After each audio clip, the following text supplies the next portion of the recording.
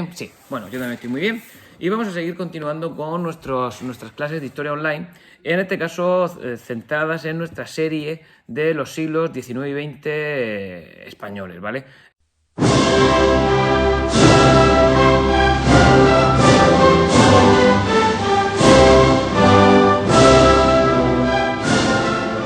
En el vídeo anterior estuve viendo el reinado de Fernando VII, ¿vale?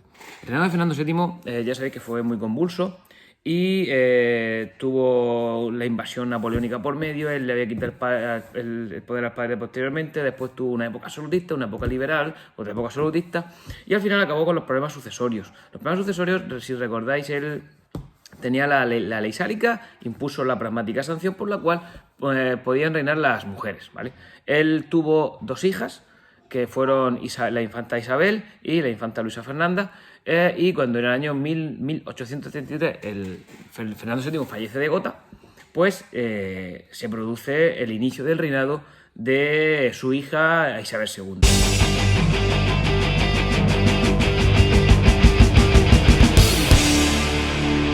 Isabel II es nombrada reina en el año 1833, cuando todavía tenía 10 años, cuando todavía tenía 2 años.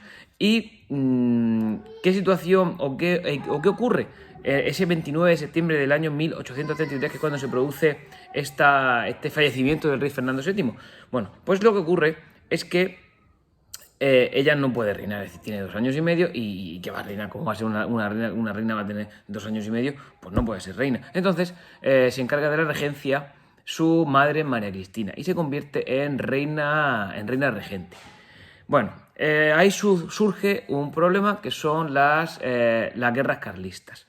Carlos María Isidro, hermano de Fernando VII, no está de acuerdo con la entronización de su sobrina Isabel II, y tampoco con la regencia de su cuñada María Cristina de Borbón de Sicilia. ¿Qué hace? Pues se subleva. Se subleva porque él dice que los derechos sucesorios a la corona, al trono español, le pertenecen a él. ¿Por qué le pertenecen a él?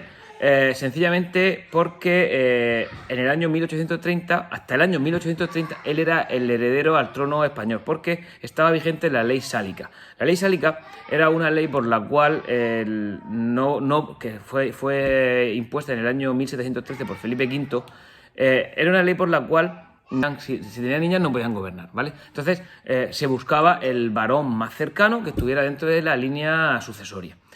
En este caso, si Fernando VII no tenía descendencia, pues, o no tenía ningún niño varón, ningún hijo varón, pues los derechos sucesorios iban a su hermano Carlos María Isidro, ¿vale? Bien, ¿qué hace el rey? Pues como ya os conté en el episodio anterior, lo que hace es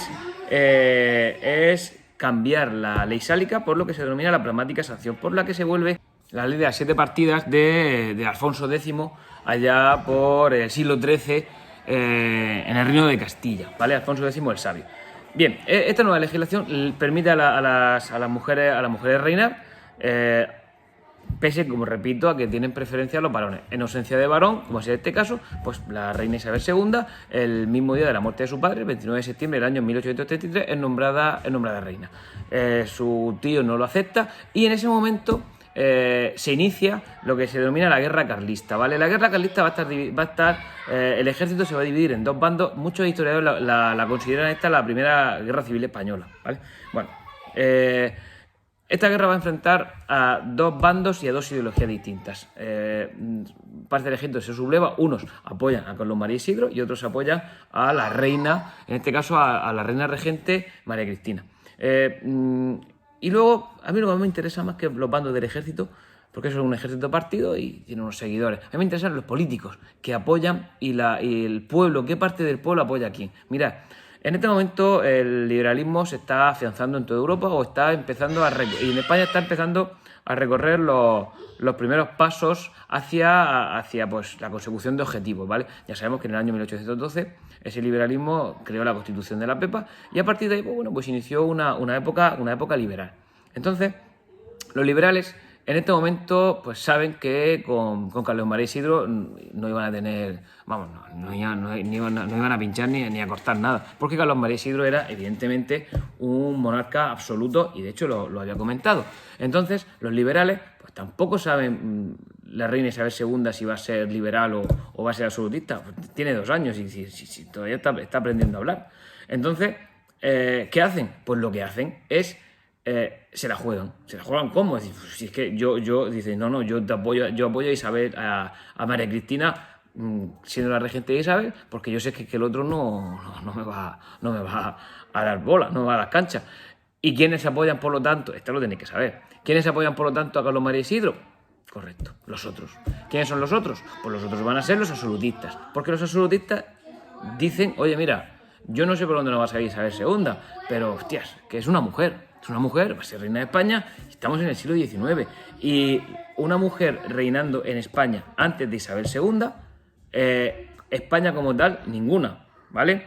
Tenemos que retrotraernos hasta Isabel la Católica, reina de Castilla, y a su hija Juana la Loca. Sí, Juana la Loca la consideramos reina de España, que realmente sí fue durante un breve periodo de tiempo, durante un año fue reina de España, pero estaba todo crazy. Entonces realmente o le hicieron loca. Eso ya lo veremos en algún día. Haré algún vídeo especial sobre ello. Bueno, lo importante que los absolutistas no están de acuerdo, no se fían de que reine una mujer y también van a tiro fijo, van a caballo ganador para ellos, que en este caso es Carlos María Isidro. Por lo tanto, se enfrentan esas dos ideologías, liberalismo y absolutismo. Es que ya veremos que luego, a lo largo del posterior desarrollo del reinado de Isabel II, eso va a tener cierta importancia, ¿vale? Bien. En resumen, esta guerra la ganan las tropas isabelinas, como se llamaban, ¿vale? Las tropas que defienden el reinado de Isabel II, y en el año 1839 se produce el convenio de Vergara, otros lo llaman el abrazo de Vergara. Bueno, se firma la paz porque el Carlos María Isidro se había acantonado en el norte, ¿vale?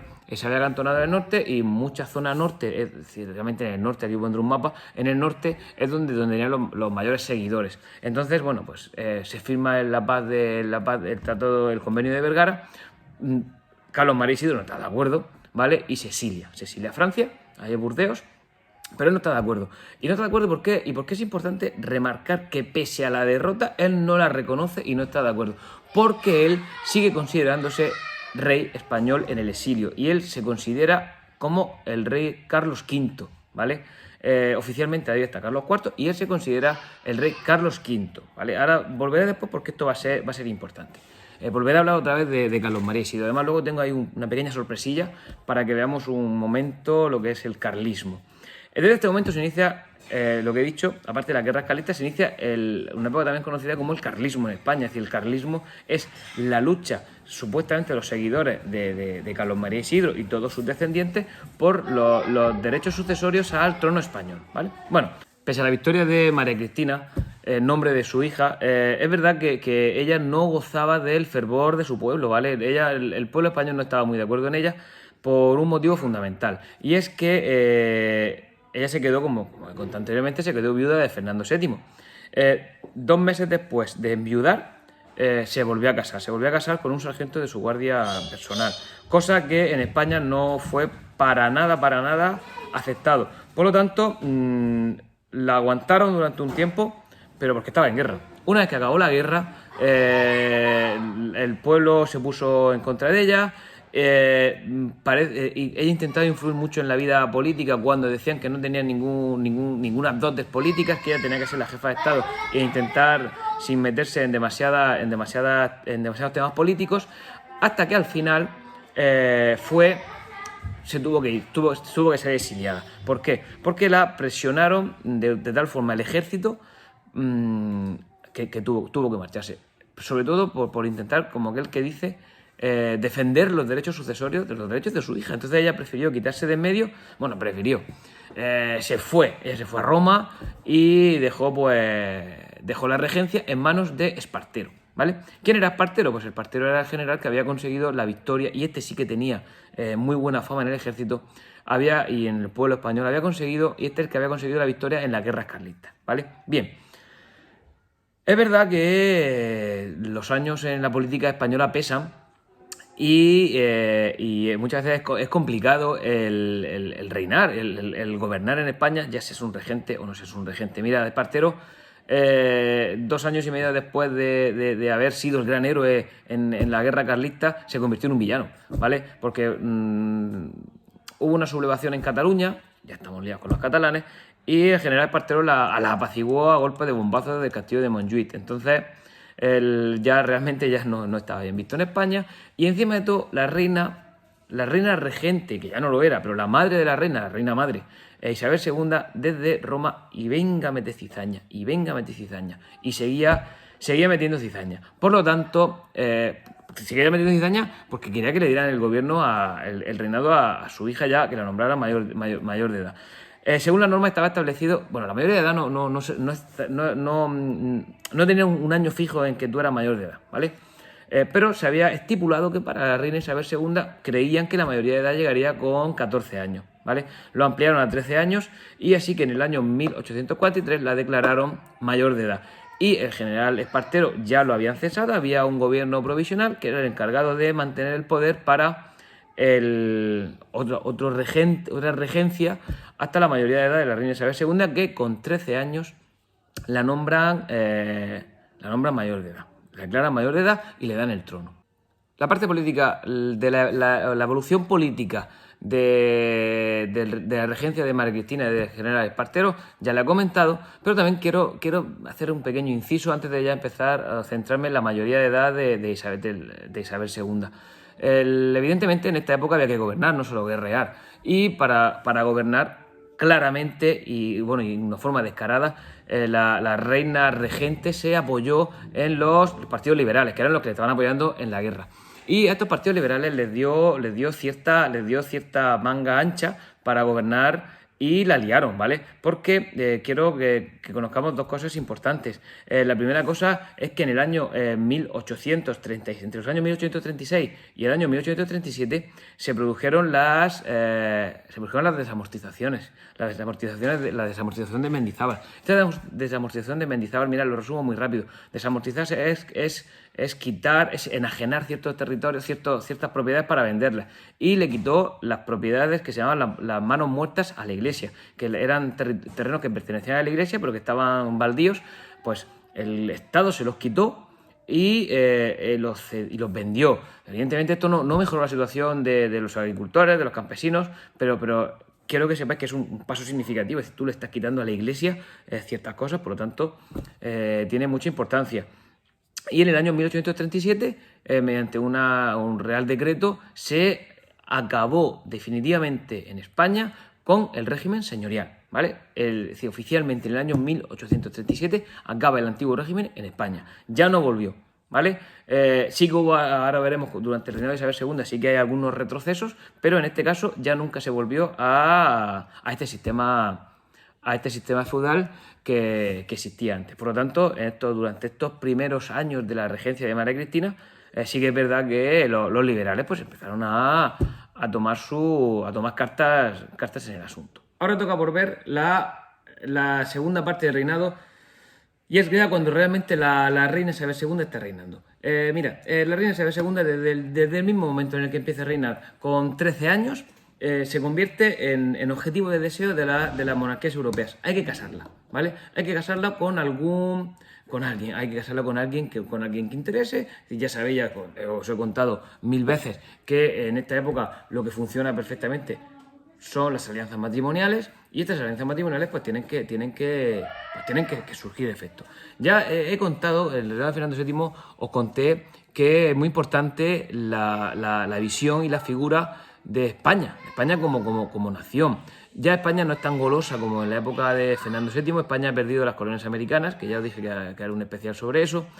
Solo le quedan Cuba, Filipinas, Puerto Rico y algunos puertos por ahí, Palau, Guam. Pero bueno, ya el imperio, el poderío español colonial ya se ha perdido, pero bueno, sigue siendo un territorio bastante interesante para forjar alianzas con España, ¿vale? Mira, y hay una alianza que a mí me interesa mucho. En el año 1845, cuando la reina Isabel II tiene 15 años, ya ese momento ya la quieren casar, ya está casadera, vamos, ya está que se le pasa el arroz, ¿vale? Deciden, Carlos María Isidro vuelve a escena, ¿vale? Ya tenemos de nuevo a Carlos María Isidro aquí intentando meter la pezuña. ¿Qué hace Carlos María Isidro? Renuncia a sus derechos sucesorios, ¿vale? Renuncia, abdica. Es decir, él, recordamos que él es, supuestamente, él es Carlos V. ¿En quién renuncia? En su hijo Carlos Luis de Borbón. Carlos Luis de Borbón es el hijo mayor de Carlos María Isidro y se va a titular en el exilio como Carlos VI. ¿Qué ocurre con Carlos VI? Que bueno, que oye, pues era un candidato interesante y la verdad es que si nos analizamos en profundidad, es verdad bueno, que podría haber evitado un problema porque ahora va a estallar una segunda guerra carlista, que voy a hacer un spoiler, pero bueno, es que ya llegó a la segunda guerra carlista. La verdad es que sí que podría haber sido un buen candidato. ¿Un buen candidato por qué? Porque pues se acaba el problema, se acaba el problema dinástico y ya volvían de nuevo el hijo de ellos, pues bueno, pues volvía a estar unido, ¿vale? Era nieto pues, de los dos, no hay ningún problema. Y aquí diréis vosotros, ¿vale? Pues es que son primos, ¿y qué? ¿Y qué? Que sí que se casan entre ellos, así que luego salen todos medio monkeys. ¿Por qué? ¿Y por qué digo esto? Porque aparte de que todos tenían una cara un poco rara, al final los liberales no están de acuerdo en que la reina se case con su primo Carlos, supuestamente sexto, ¿vale? ¿Con quién deciden casarlo? Con Francisco de Asís. ¿Quién es Francisco de Asís? Mira, para que veáis, Francisco de Asís es primo por vertiente doble. ¿Por qué? Porque es hijo de un hermano de Fernando VII y es hijo de una hermana, es decir, su madre es una hermana de María Cristina. Por lo tanto, vaya lío, iba a ser suegro, yerno, primo hermano, es decir, primo doble. Y pues nada, pues evidentemente se casaron. Es decir, no había, desde un primer momento se veía que ahí no había ningún tipo de relación. De hecho, las crónicas dicen, que a mí me interesa contarlo, las crónicas dicen que sí que hubo relaciones, tuvieron 12 hijos. De los 12 hijos, vuelvo a repetir, como dije el otro día, los índices de mortalidad eran altísimos. Solo 4 llegaron a la adulta, 1 adolescente y los otros 7 fallecieron o al nacer o en los primeros meses de vida, ¿vale? Se ha dicho que Carlos Luis de Borbón tenía tendencias homosexuales. Yo ahí lo dejo, ¿vale? Evidentemente, cuando Carlos VI, cuando Carlos Luis de Borbón se enteró del matrimonio de su prima con su otro primo, Francisco de Asís, surgió la Segunda Guerra Carlista. Esa Segunda Guerra Carlista acabó como la primera. Duró 3 años, desde el año 1846 al año 1849, y acabó como la primera, con la victoria de las tropas isabelinas sobre su primo, ¿vale? Bien, a partir de este momento, bueno, pues la reina empezó a gobernar de una forma con muchos altibajos. Empezó a gobernar con muchos altibajos porque la reina, mirad, la reina no era absolutista, la reina no era absolutista al 100%, además tampoco quería acercarse a los absolutistas, que no la querían, porque querían a su primo, pero tampoco era liberal, no nos vamos a engañar que la reina no era liberal, los liberales se la habían jugado, los liberales tenían que jugársela para conseguir algún candidato, y en este caso, pues, la jugada pues, le salió medio bien, porque acabaron con el régimen señorial, el liberalismo se asentó, o empezó a asentarse, pero con altibajos. Había momentos en los que se volvía hacia posiciones más autoritarias de la reina, otras veces menos. Luego se metieron los militares en la vida política. Mira, cuando los militares se meten en la vida política, problema. ¿Problema por qué? Porque son militares. Los militares tienen que estar atentos a la defensa del país, no deben meterse en funciones políticas. Bueno, por ejemplo, Narváez y O'Donnell pues fueron presidentes del gobierno, ¿vale? Fueron figuras muy importantes dentro del organigrama del Estado español, ¿vale? Bien, tampoco quiero extenderme mucho más y vamos a ir ya a los últimos años de la reina Isabel II. Mira, Isabel II tuvo una característica que yo no se la voy a negar. No se la voy a negar porque la reina Isabel II consiguió que todo el mundo no la quisiera. Es decir, consiguió que todo el mundo quisiera echarla, hasta que al final la echaron. ¿Cómo lo consiguió? Pues siendo ella misma, siendo un Borbón de pura cepa del siglo XIX. ¿Qué hizo? Lo que le dio la gana, ¿vale? Lo que le dio la gana en un momento donde no había que hacer lo que te da la gana, tenías que estar un poco más centrado. ¿Por qué? Mira, económicamente sí que es verdad que el país mejoró un poco. ¿Por qué? Porque empezó la industrialización, crearon la ley de ferrocarril del año 1855 y aquí nos pusimos a construir ferrocarriles, bueno, a mansalva, ¿vale? Ferrocarriles, un detalle, ferrocarriles, siempre se ha dicho que que los ferrocarriles españoles son más anchos que los ferrocarriles europeos. Y es verdad, son unos 23 centímetros más anchos que los ferrocarriles europeos, lo que es el bando, el ancho de banda, ¿vale? Si tienes fibra, pues va más rápido. Entonces, mira, ¿por qué es más ancha? Siempre se ha dicho que era porque para que los franceses no nos invadieran. Eso es mentira, eso no fue así, no fue así. Se hizo más ancha, porque debido a la orografía del terreno español y a la meseta, a la gran altitud media que tiene España y todos los desniveles que tiene, hacían falta que las locomotoras fueran más anchas, ¿vale? Y fueran más potentes. Por eso no se hizo 20 centímetros más ancho que las europeas, sino se hizo pensando en el ancho en las locomotoras españolas. ¿De acuerdo? Bien, ahora ya con el AVE ya lo hemos solucionado, ¿vale? Con el AVE ya tenemos el mismo ancho que es el estándar europeo, que es el anterior. No es nuestro, sino el anterior. Bueno, pues eso es un pequeño inciso. Bueno, pues económicamente, pues sí que bueno, hubo ahí unos brotes verdes, como diría Zapatero. Esos brotes verdes, pues bueno, pues se produjeron en la zona de la industria textil catalana, en la industria textil vasca, en la siderúrgica vasca, auspiciado también, por ejemplo, por la explotación de las minas. Pero también eso generó otros problemas. Mira, el campo español, la agricultura española, caótica. Hubo epidemias de cólera. Pero de cólera no es que la gente se volvía loca, no, sino la enfermedad. Se inició el movimiento obrero. El movimiento obrero, claro, genera también malestar. La reina no gestionó bien. Empezó la guerra de Cuba, ¿vale? La guerra larga cubana, y se inició a mediados del siglo XIX. Los cubanos, un pequeño grupo reducido de cubanos, empezó a molestar, ¿vale? Buscando la independencia. Y encima de todo esto le añadimos el problema galista, seguía estando presente, sin ningún conflicto, seguía estando presente. Le añadimos que la crisis económica era brutal, ¿vale? Una crisis económica brutal, que no había dinero. Y la reina, ¿a qué se dedicaba? La reina se dedicaba a vivir, a gozar, a reinar, a estar allí en palacio, de fiesta en fiesta, incluso expropiando territorios para conseguir dinero, para tener más lujos, y realmente empezó a correr como la pólvora que había un gran derroche económico en la corona española. Y por otro lado, a esto le añadimos que ningún partido, ningún grupo político la apoyaba. Ningún grupo político la apoyaba porque ¿quién la va a apoyar? ¿Quién la va a apoyar? Mirad, los liberales se dieron cuenta de que ella no era liberal, ¿vale? Y que poco a poco les quería arañar poder. Los absolutistas se dieron cuenta de que ella, porque tampoco era una reina absolutista, y además los absolutistas decían, pues es que esta es una mujer. Entonces, jolín, es que no la quería nadie. Es decir, no la quieren los partidos políticos, no la quiere su marido, porque su marido no la quiere. No, su hijo, pues sí, alguno lo querrá. Yo creo que Alfonso XII sí la quería, aunque fuera la quería ver lejos. Yo no sé, es decir, que consiguió poner a todo el mundo en contra. Vamos, que no lo consiguió ni Mariano Rajoy. A todo el mundo lo consiguió poner en contra. Por lo tanto, ¿qué ocurrió? Pues que al final, por lo que tenía que ocurrir. Y el ejército tampoco estaba muy de acuerdo con ella. ¿Por qué? Porque el ejército, cuando algún general se acercaba mucho a ella, luego lo quitaba de encima, lo destituía. Y encima de todo, que el ejército estaba hecho un desastre y no estaban de acuerdo con la gestión de la reina. Por lo tanto, ¿qué consiguió? Que al final, en el año 1868, se produjo una revolución denominada la Gloriosa y la reina se tuvo que exiliar, ¿vale? La reina la reina Isabel II, lo mismo que le había pasado a su madre, se tuvo que exiliar. Y desde el exilio, pues ya veremos cómo todavía sigue funcionando, ¿vale?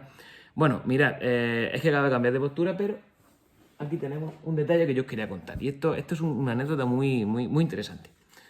Estamos en clase online con la reina Isabel II, ¿vale? Y que sepáis que esto no se ve muy bien porque la calidad de mi impresora no es de las mejores. La NASA tiene mejores impresoras que yo. Esta chica, esta reina, es la primera reina española que ha sido fotografiada. Es decir, hay retratos mediante fotografía de la reina española, de la reina Isabel II. Su padre, Fernando VII, tuvo que ser retratado mediante dibujantes. Su retrato ya es mediante fotografía. Es la primera reina fotografiada de la historia de España. un detalle. Bueno, si, yo qué sé, si jugáis a Trivial o algo, pues una pregunta que, si os acordáis, que podéis saber. Bueno, ya no quiero avanzarme más porque hoy estoy un poco liado con el tiempo, pero llevo ya unos 20 minutos aproximadamente. Bueno, lo típico, espero que aprendáis, que aprendáis un poco, que sigáis confiando en las clases online de Sergio y nos vemos pronto. Chao, chao.